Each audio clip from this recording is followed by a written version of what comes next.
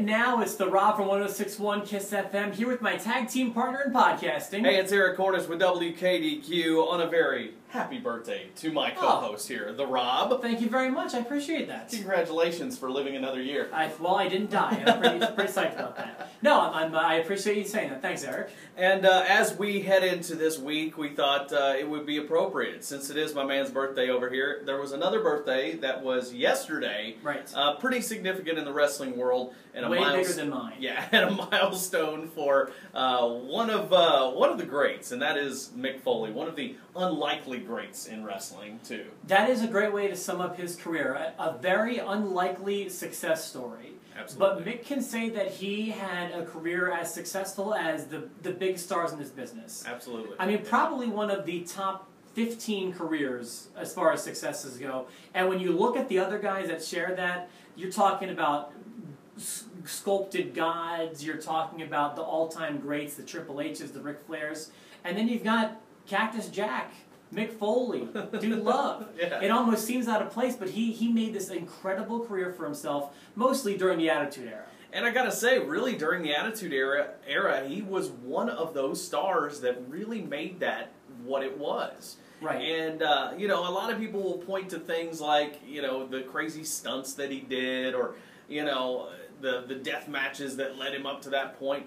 But I gotta tell you, I tell you what it really was his personality. His personality guided his entire career, and it was something that not a lot of people knew about until, you know, he got into ECW and then finally made that transition to WWE. It's what all aspiring wrestlers want to think is true in this business, but isn't necessarily always true. But your personality can get you over more so than your body or your repertoire. But he did. He showed that if you do have enough of it and you know how to market it, you know how to utilize it, you can become a world champion among the best. Yeah, absolutely. I think, you know, going back, I mean, I followed him from the beginning.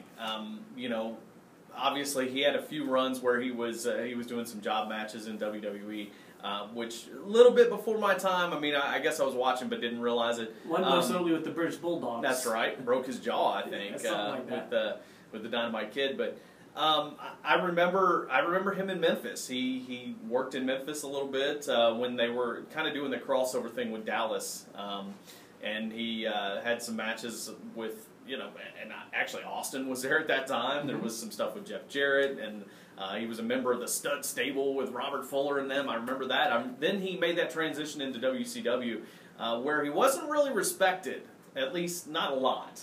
Yeah, he came on kind of strong and was put up against some of the biggest babyfaces in the company. Sting, yeah. Yeah, but it seemed like they didn't want to commit to somebody like Cactus Jack.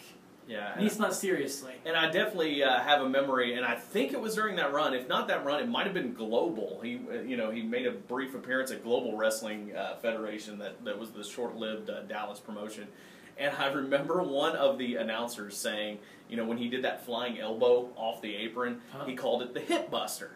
And I remember whoever the color guy was saying he didn't come anywhere near to the guy's hip. Like, no, it's busting his own hip. I don't remember who the color guy was on that, but kudos to whoever you were, because I still remember that as a kid, and I'm thinking that's a way to put that over. Well, you know, he wasn't afraid to hurt himself, but he was also like you mentioned, he did do the hardcore stuff, the death matches, but he also could do comedy. He could also be carried to, or I don't even want to say carried, but he could have great technical matches with people like Triple H, or you know, he could do it all. He was an A+ performer. Absolutely, I think you know, Mick he overcame the odds in so many ways, because I don't see how, you know, someone of his size, his stature, his background in wrestling, in most cases, would be spotted by Vince McMahon and made a huge star. He had to prove himself. You know, Jim Ross was on his side, but it was Vince who really said,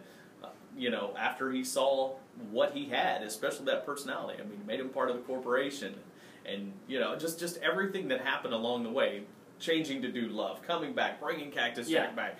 It just added so much. And to be honest with you, one of my favorite runs of Mick Foley was after he retired and became commissioner. I was going to say, there was the commissioner run, but he had a lot of great moments, especially in the Monday Night War. For example, some that come to mind for me are when he won his first title, and on WCW they told the fans pretty much to tune over and watch that, because that'll put the butts in the seats or whatever Shivani said. So there was that one. He also had, and that's when I believe the turning point was for the Monday Night War, when Raw took the ratings back. And then also the highest rated segment in the history of wrestling.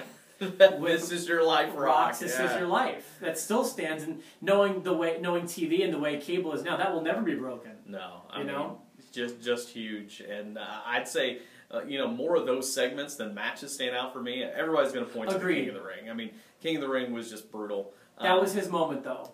That was, and it's the moment that everybody points to, and sure, it just shows how crazy this guy is, and he's paying for it, and he'll admit it to this day.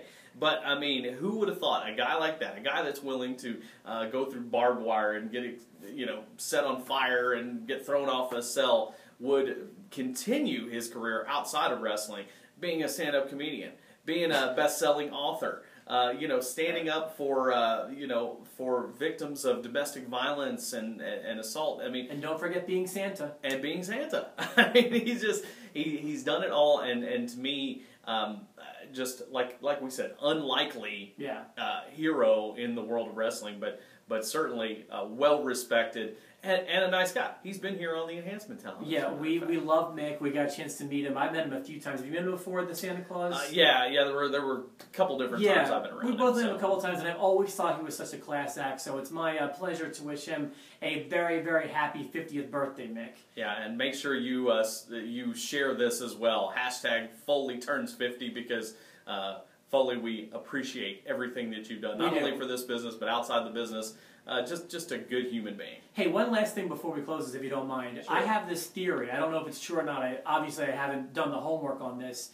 I believe his fall from the cage is the most replayed segment in the history of wrestling, in my opinion. I can't think of anything that's been replayed more, a single moment in the history of wrestling that has been replayed more than that incredible fall. I would say one more thing, and that may be Hogan picking up Andre and slamming him. But you know what? Neck and neck. That's a great answer. You're right. Definitely. So a great salute to a great human being and a fine pro wrestler. Happy 50th, Mick Foley. And have a wonderful, wonderful week. And we'll leave you with this on the Enhancement. Mick Foley, and you are listening to the Rob and the Eric on Enhancement Talent. Yeah.